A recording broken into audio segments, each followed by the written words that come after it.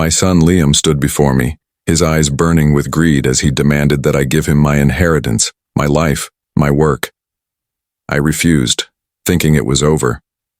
But a week later, he invited me to a family meeting for reconciliation. I arrived, and there were lawyers waiting with a ready-made will. They put the papers in front of me, but I just smiled. "It's funny," I said. "I brought a guest too." Their faces turned pale as the door opened. This betrayal was their biggest mistake.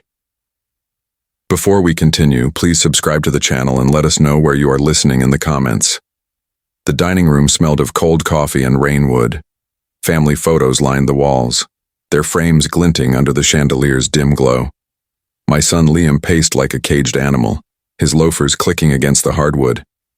His wife, Emma, sat across from me, her manicured nails tapping the table. Each click a needle in my spine. The old clock on the wall ticked louder than it should have, slicing through the silence between Liam's shouts. "You're sitting on my future, Dad." Liam's voice cracked, his face red. "You think you can just hold on to everything forever?" I gripped the edge of my glass, the whiskey inside untouched. My pulse hammered, but I kept my voice low. "This is my home, Liam, my rules." Emma leaned forward, her lips curling into a smile that didn't reach her eyes. "Let's be reasonable, James. You're not eternal." She slid a stack of papers across the table.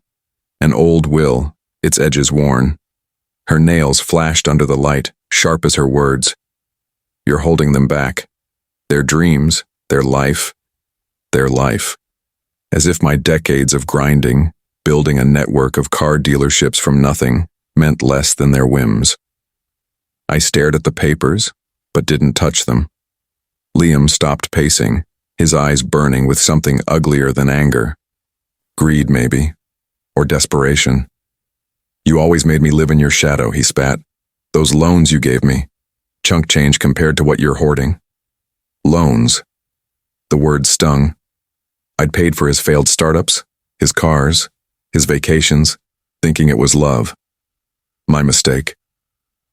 The clock ticked again, relentless. A photo of my late wife Margaret watched from the wall, her smile frozen in time.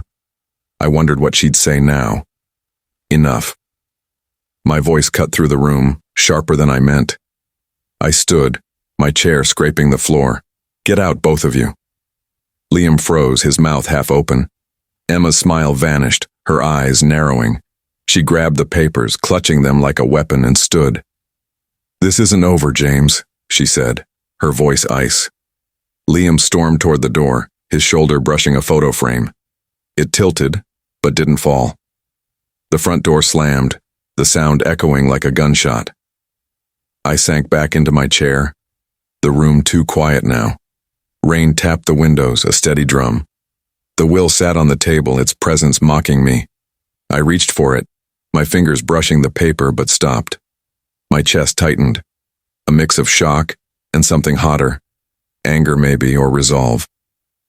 "You'll regret this," I whispered, not sure who I was talking to. The clock ticked on, indifferent. I stood, my legs heavier than they should have been, and walked toward my study. The key to my desk drawer was cold in my pocket. Whatever was coming, I'd be ready. The study smelled of leather and old books, a sanctuary from the storm outside. Rain lashed the windows, blurring the world beyond. I sat at my desk, the lamp casting a weak circle of light over a pile of letters and photos. The clock on the shelf ticked, its rhythm pulling me back to moments I'd rather forget.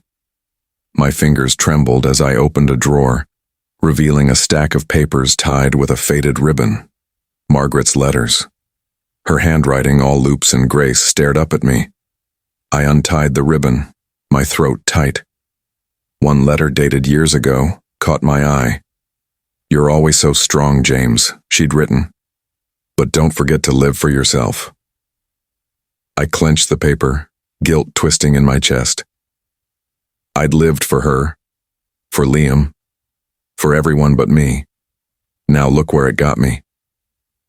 My mind drifted to Liam's first car, a sleek convertible I bought when he dropped out of college. He'd grinned then, called me his hero. I beamed, thinking it was enough. Later, I'd funded his startups, each one crashing harder than the last. I told myself it was fine, that he'd find his way. Margaret had warned me, her voice soft in the hospital bed. He needs to stand on his own. James. I hadn't listened. Not then. The clock ticked louder, grounding me. I set the letter down and dug deeper into the drawer. A contract surfaced, its edges yellowed. A loan I'd given Liam 3 years ago. 6 figures. No repayment. My jaw tightened. He'd called it an investment, but it was a lifeline he'd squandered. The numbers stared back, a map of my blindness. I leaned back, the chair creaking. The study felt smaller now, the walls closing in. A photo of Margaret sat on the desk, her eyes kind but piercing. I touched the frame, my fingers lingering. She died holding my hand, her breath shallow, her last words about protecting our family. I'd failed her there too. Enough. I grabbed my phone and dialed Ron, an old friend who'd seen me through worse. It rang twice before he answered, his voice warm but cautious. James, you okay? I need your take on something, I said, my voice steadier than I felt. It's serious. Name the time and place. No hesitation. That was Ron, tomorrow. That steakhouse downtown noon. I'll be there. He paused. You sure you're all right? I didn't answer, just ended the call. The letter from Margaret lay open, her words a quiet rebuke. I folded it carefully and slipped it into my pocket. The rain hadn't let up, and neither would I. I stood, my shadow long against the bookshelves, and left the study. By the time I reached the front door, my coat was on, the letter await against my chest. The car engine roared to life, and I drove into the storm, the road ahead as unclear as my next move. Rain pounded the streets of downtown Chicago, turning the sidewalks into rivers. I parked outside the steakhouse, the neon sign flickering through the downpour. My fingers brushed the letter in my pocket, Margaret's words, a tether to my resolve. The restaurant's door creaked as I stepped inside, the smell of grilled meat and coffee hitting me. Ron sat at a corner table, his gray hair catching the light. He waved me over, his smile fading when he saw my face. Rough night? He asked, pushing a mug of coffee toward me. Rough life. I sat, my coat dripping onto the floor. The letter pressed against my ribs, a quiet reminder. Liam and Emma came by yesterday. They want everything now. Ron's eyes narrowed. They've got nerve. What did you do? Told them to get out. I sipped the coffee, bitter and hot, but they're not done. I can feel it. The restaurant hummed, clinking plates, low voices, the hiss of rain outside. I glanced around, my neck prickling. A man in a dark coat sat near the bar, his cap low, his eyes flicking toward us before darting away. I shook it off, focusing on Ron. He leaned forward, his voice low. They might try to contest the will, he said. Liam's impulsive, but Emma, she's sharp, dangerous. I nodded, my jaw tight. I know. That's why I need to move fast. Protect the assets first, Ron said. Get a lawyer. A good one. Someone who will bury them in paperwork. I pulled out a notebook, jotting down his words. Check will lock down accounts. My pen moved fast, each stroke a step toward control. The door creaked again. Another customer stepping in, rain pooling at their feet. My eyes flicked to the man in the cap. He hadn't touched his drink. You're not just fighting for money, Ron said, his voice softer now. They underestimated you, Jim. Prove them wrong. I met his gaze, a spark catching in my chest. I will. I grabbed my phone and dialed my lawyer's office, keeping my voice low. It's James Crawford. I need an appointment tomorrow if you can. The receptionist promised to call back. I hung up, my pulse steady for the first time in days. Ron clapped my shoulder. That's the James the First, no. I managed a half smile, but my eyes drifted to the bar. The man in the cap was gone, his glass empty. A chill ran through me. I stood tossing cash on the table. "I'll call you soon," I told Ron, already moving toward the door. Outside, the rain was merciless, soaking my coat. I scanned the street, my breath catching. A shadow moved in the alley across the road, too quick to place. My car keys bit into my palm as I unlocked the door and slid inside. "You don't know who you're dealing with," I muttered, the words lost in the roar of the engine. The road stretched ahead, slick and dark, but I was ready for whatever came next. The rain hadn't stopped, a gray curtain over Chicago's skyline. As I pulled up to the detective's office, the building was a squat brick relic, its windows strewn with grime. I clutched a folder of documents, old contracts, loan agreements, my knuckles white. The shadow from the alley yesterday still lingered in my mind, a nagging itch I couldn't scratch. I pushed through the door, the bell jangling like a warning. Inside, the air smelled of stale cigarettes and damp paper. Frank, the private detective, sat behind a cluttered desk, his tie loose, a coffee mug balanced on a stack of files. He looked up, his eyes sharp despite the bags beneath them. "Crawford, you're early." "Couldn't sleep," I said, dropping into a creaky chair. The folder hit the desk with a thud. "What have you got?" Frank slid a manila envelope toward me, its edges taped shut. "Your son's in deep. 50 grand in debt, cars, credit cards.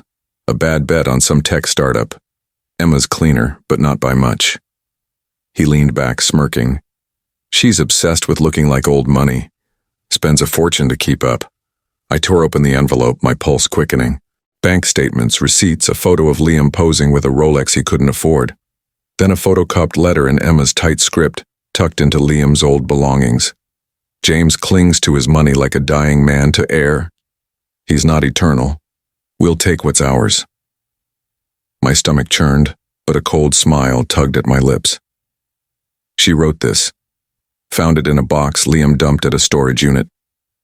Frank said, "Sloppy. Both of them." I traced the words, Emma's venom seeping through the page. The office's fluorescent light buzzed, casting shadows over the desk. The clock on the wall ticked, each second a reminder of time slipping away. I'd built my life for them, sacrificed dreams, nights, years, and this was their thanks. My fingers tightened on the letter, crumpling its edge. "Anything else?" I asked, my voice steady despite the fire in my chest. Frank shrugged. "Liam's desperate. Emma's pride is her leash. Use that." He tapped the envelope. "You've got enough to rattle them." I nodded, slipping the papers into my folder. The weight of it grounded me, each document a brick in the wall I was building. "Keep digging," I said, standing. "I want everything." Back home, the house was too quiet, the studies dark with swallowing the light. I spread the papers across my desk, the clock ticking louder now like a heartbeat. Emma's letter lay open, her words a taunt. I grabbed a pen, jotting notes. Liam debts. Emma, pride. My mind raced, piecing together a plan, though its shape was still vague. The documents were my first weapon, sharp and ready. I leaned back, the chair groaning. Margaret's photo watched from the desk, her eyes soft but unyielding. I'd been weak for too long, blinded by love for a son who traded me for cash. No more. I grabbed my phone, typing a message to Ron. "It's starting." My thumb hovered over the send button, then pressed down. A creak echoed from downstairs, sharp against the rain's drone. My heart lurched. The front door was locked. I checked. I stood, the folder still in hand, and moved toward the hall. The house felt alive, its shadows shifting. Someone was here, or I was losing my mind. Either way, I wasn't backing down. The cafe in Neepville buzzed with morning chatter, the scent of espresso cutting through the damp air. I sat in a corner booth, my laptop open, the screen's glow reflecting in my coffee. My watch ticked softly, a reminder of time bending to my will. The email was ready, an anonymous tip to Liam's creditors, listing his car, his condo, every asset he'd flaunted. My finger lingered over the send key, then pressed. Done. I leaned back, the vinyl seat creaking. Outside, rain streaked the windows, blurring the world. The documents from Frank sat in my bag, their way to quiet victory. Liam and Emma thought they could bully me, but I'd learned their game. Now I'd play mine. An hour later, I parked across from Liam's house, the street lined with manicured lawns and pretense. Their place was all white shutters and false charm, the grass patchy from neglect. I kept the engine off, my breath fogging the window. My phone buzzed. Ron checking in. I ignored it, my eyes locked on their front door. It didn't take long. Liam burst out, phone pressed to his ear, his voice carrying through the cracked window. "I'll pay. Just give me time." His face was slick with sweat, his tie asked you. Emma followed, her heels clicking, her voice sharp as a blade. "You idiot. You said this was handled." A glass shattered inside, the sound crisp against the rain. Emma spun, her hair whipping as she stormed back in. Liam clutched his phone, pleading, "I need a week, that's all." The door slammed, the echo like a crack in their armor. I smiled. My first real one in days. This was just the start. I scribbled notes in my book. Liam panicking, Emma cracking. Their unity was a lie, and I drive the wedge deeper. My watch ticked, steady grounding. Margaret used to say, "Time revealed truth." She was right. I started the car, the engine's hum blending with the rain, and drove back to Neepville. At home, the mailbox was stuffed, bills, junk, and one crisp envelope, its edges sharp. I tore it open, the paper cool against my fingers. A note from Liam, handwritten, formal family meeting. "Let's reconcile. Tomorrow, 7:00 p.m. Our place." The clock in the hall ticked, its rhythm mocking the word reconcile. I set the letter on the kitchen counter, its words a trap I'd walk into willingly. I poured a whiskey, the glass heavy in my hand. The house was quiet, the rain a distant murmur. I'd stirred the hornet's nest and they were buzzing. Good. I slipped the letter into my pocket and headed to the garage, the car keys cold against my palm. Tomorrow I'd face them, but tonight I needed to think. The engine roared and I drove into the wet dusk, the road ahead sharp with possibility. The law firm's conference room smelled of ink and polished wood, its windows framing Chicago's rain-licked towers. I sat at the table, my hands folded, the folder of documents tucked under my arm. The door creaked open, and Liam's lawyer strode in, a wiry man with a smirk that begged to be wiped off. He dropped a stack of papers, the sound sharp like a gauntlet thrown. "Mr. Crawford," he began, his voice oily, "your son has concerns about your capacity to manage your estate." He leaned forward, eyes glinting. "You're aging. Mistakes happen." I clenched my jaw, my fingers digging into the folder. The clock on the wall ticked, each second a pulse of restraint. "My mind sharper than your client's finances," I said, my voice low. The lawyer's smirk faltered, but he pressed on, rattling off accusations, mismanagement, neglect, all lies spun to steal what I'd built. The door creaked again, and a woman entered, her heels clicking with purpose. Ellis Martin, my lawyer, carried herself like a storm held in check. Her gray-streaked hair was pulled back, her eyes sharp as she set her briefcase down. "Gentlemen," she said, her voice cool, "your claims are as thin as this paper." She slid a document across the table, her watch glinting under the lights. The lawyer scoffed, but Ellis didn't flinch. "You cite mismanagement, yet Mr. Crawford's accounts are impeccable. Care to explain this?" She tapped a spreadsheet, her nail clicking. "Or shall we discuss your client's debts instead?" I exhaled, a knot loosening in my chest. The lawyer stammered, flipping through his notes, his confidence crumbling. Ellis leaned back, her smile faint but lethal. The clock ticked on, marking her rhythm, not his. I caught her eye, a silent thanks passing between us. After the meeting, we lingered in the hall, the air cooler. The cities hummed distant. "They're desperate," Ayla said, her tone lighter now. "I've seen worse opponents, James. We'll crush them." I chuckled, the sound foreign. "You're enjoying this a little." She grinned, a spark in her eyes. "Justice has a nice ring to it." We walked to her office, a small space lined with books and frame degrees. She pulled a file, her fingers quick. Their case is weak, but they're not done. Liam's impulsive. Emma's calculating. Watch your back. I nodded, the folder heavy in my hands. I've got eyes open. She paused, her pen hovering over a page. Wait, this? She circled a line, her brow furrowing, then looked up, a glint in her eye. This changes everything. What is it? I leaned forward, my pulse spiking. She slid the document toward me, her voice low. A loophole. Trust me, James. They won't see this coming. I took the file. It waited a promise. The rain had eased, sunlight breaking through the clouds. I left the firm, the city alive around me, and slid into my car. The engine purred, the road calling.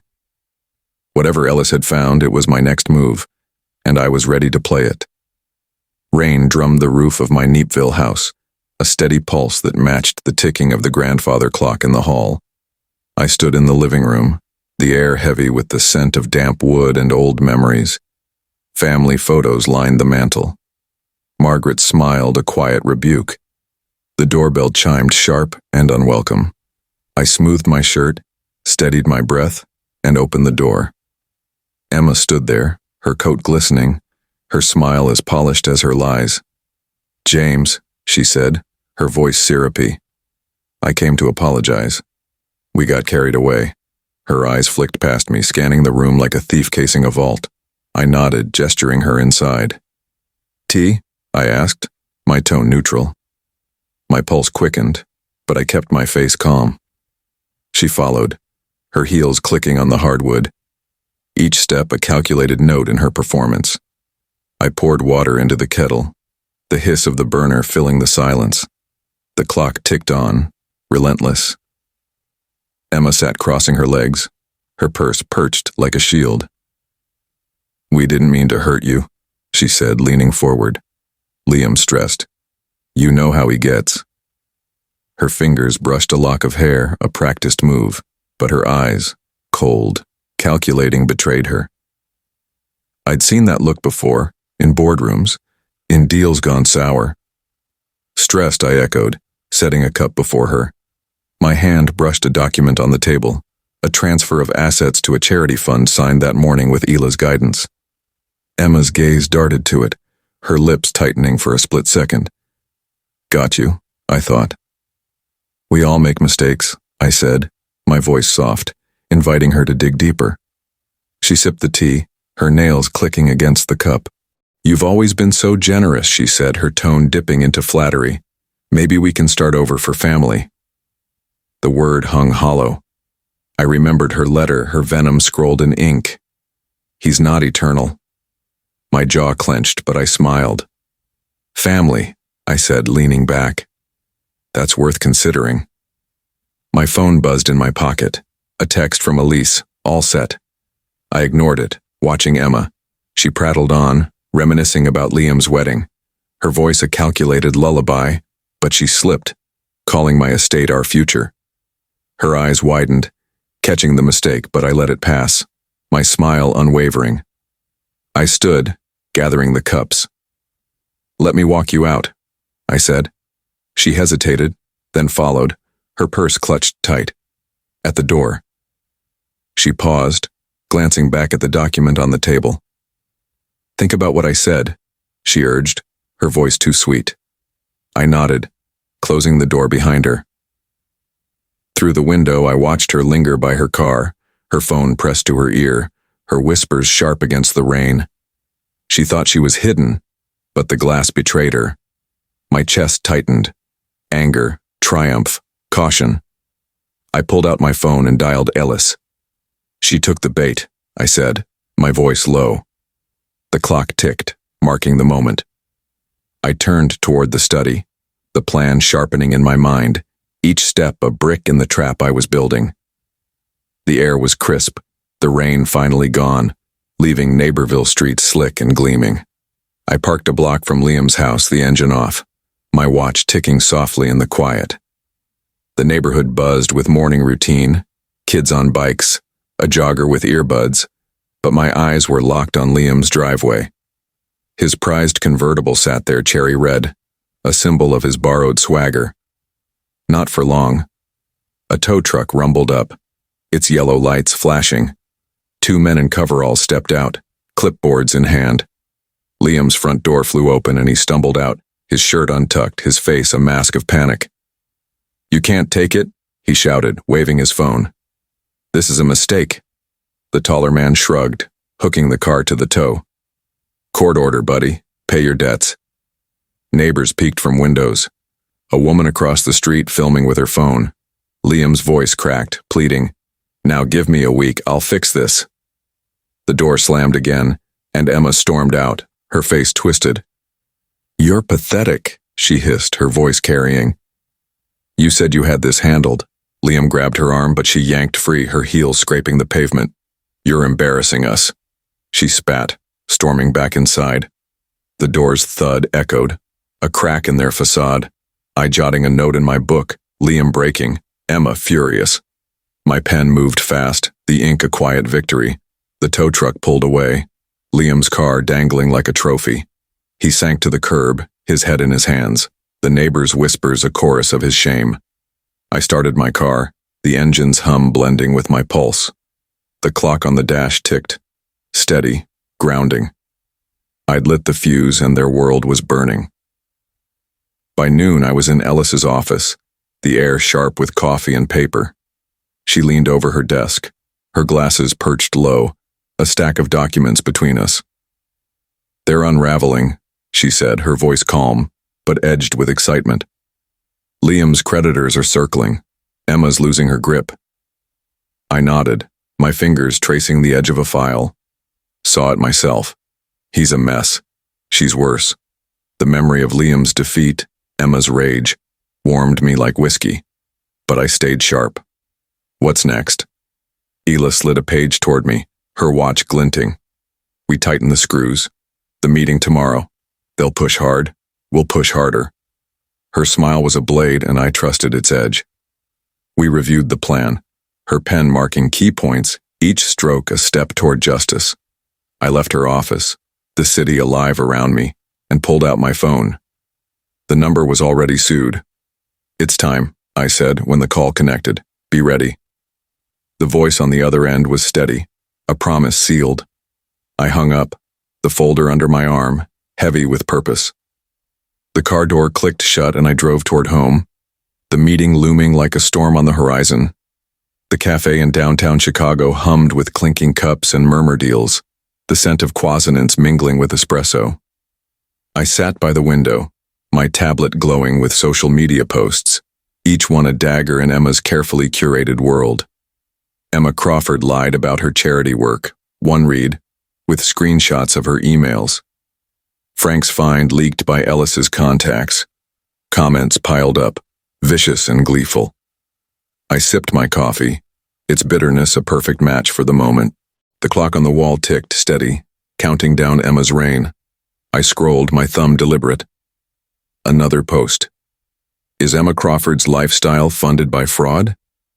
The evidence was thin but damning enough to sting her pride, her obsession with status. I pictured her now in their pretentious house, her face crumpling as her facade shattered. My watch ticked, a quiet echo of control.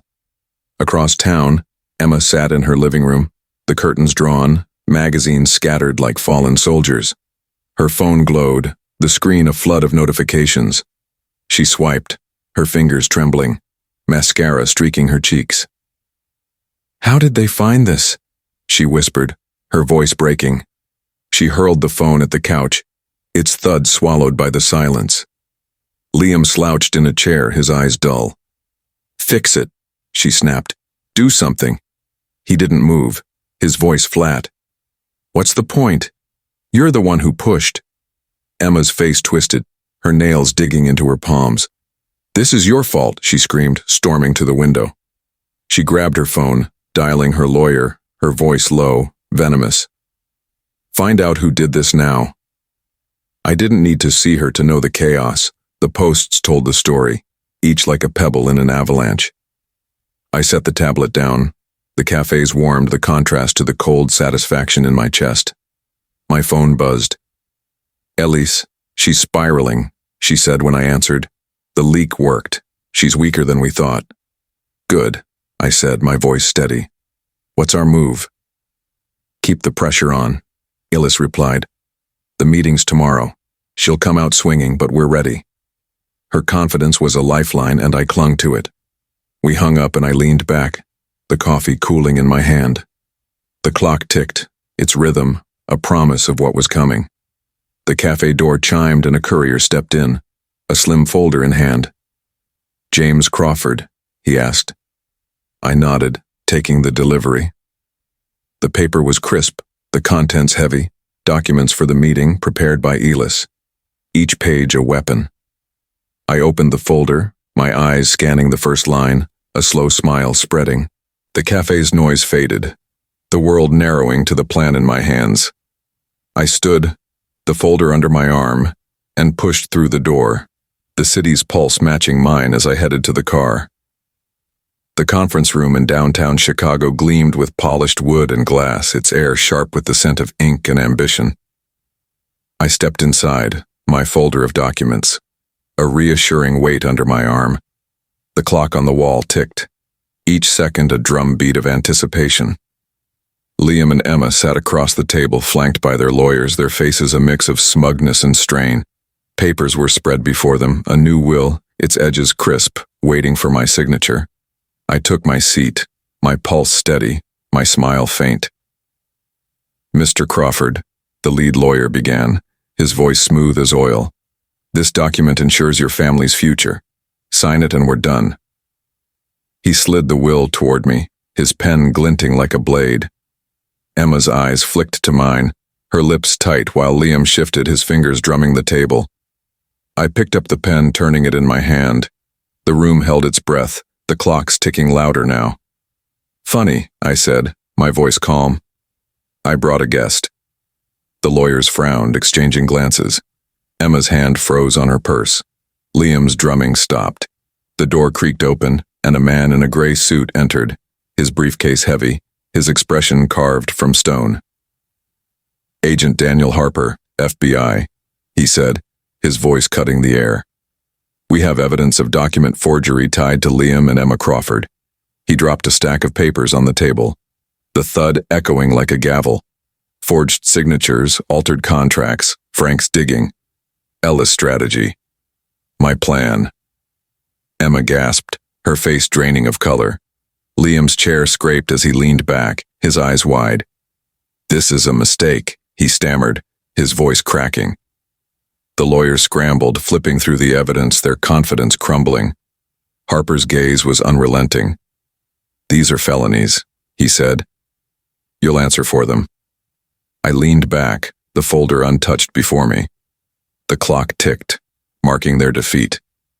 Emma's nails dug into her purse, her composure shattered. Liam's hands shook, his bravado gone. "Dad," he croaked. "I didn't mean it. Tell them." I met his eyes, my voice cold. "You meant every word." The room felt smaller, the air thick with their panic. The lawyers whispered frantically, but Harper's presence silenced them. I stood, the folder in hand, and nodded to Harper. "Thank you, Agent." Liam lurched forward, his voice desperate. "Dad, please give me a chance." Emma clutched the table, silent, her eyes burning with fear and rage. I paused at the door, the handle cool under my palm. Their pleas followed me, but I didn't look back. The door clicked shut, the sound final. I walked to my car, the city's hum, a distant pulse, the folder, a trophy of justice. The road home stretched ahead, and I drove, my mind already turning to what came next. The living room glowed with soft lamplight, the scent of roasted chicken lingering from dinner.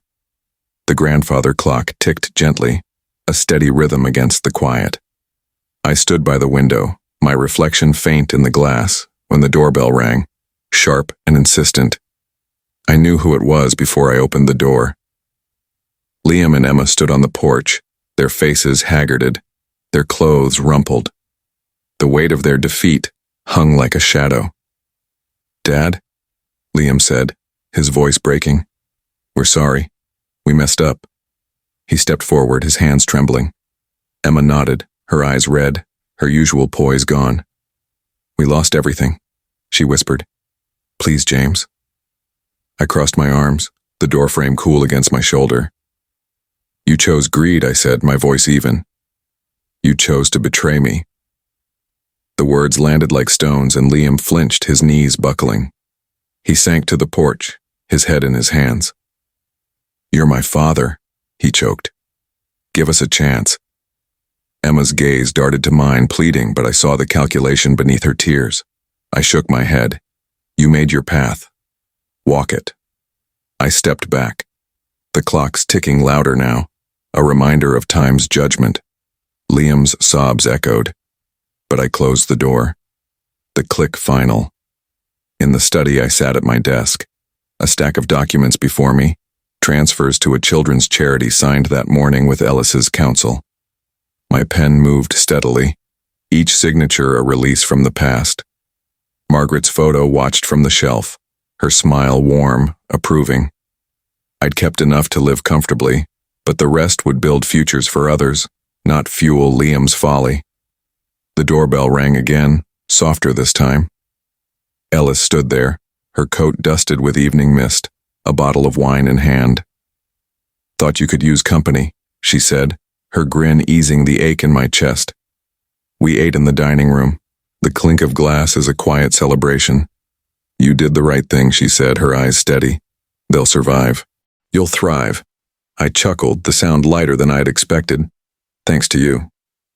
We talked late, her laughter a balm, her strength a mirror to my own. The clock chimed midnight and she left, her headlights fading into the night. I stepped onto the porch, the air cool, the sunset painting the sky in oranges and pinks. The weight of years, love, loss, betrayal, lifted, leaving only peace. I turned back inside, the study calling. A blank sheet of paper waited on the desk, its promise vast. I picked up my pen, the clock soft ticking, urging me forward, and began to write. The charity office in Chicago buzzed with purpose, its walls lined with children's drawings and thank you notes. I sat at a table with volunteers, the scent of fresh paper and coffee grounding me. A young woman across from me beamed, holding up a plan for a new after-school program. "Your donation's changing lives, Mr. Crawford," she said, her voice bright. I nodded, warmth spreading in my chest. The office door creaked open, a volunteer stepping in, and for a moment, I heard the echo of older doors, ones I'd closed for good. My phone buzzed. A news alert. Liam and Emma Crawford face fraud charges. I pictured them in a courtroom, their faces pale, their hands clasped tight. The judge's voice, cold and final, would seal their fate.